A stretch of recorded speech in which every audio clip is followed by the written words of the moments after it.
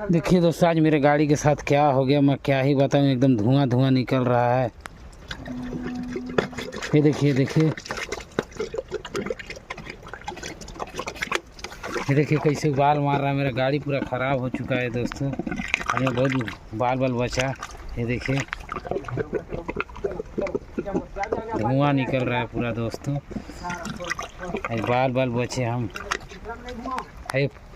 इस पानी में देख ही सकते हैं पूरा।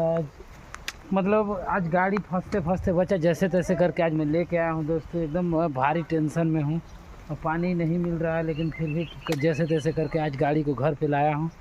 ठीक है दोस्तों, मैं मिलते हैं, तब तक के लिए बाय बाय।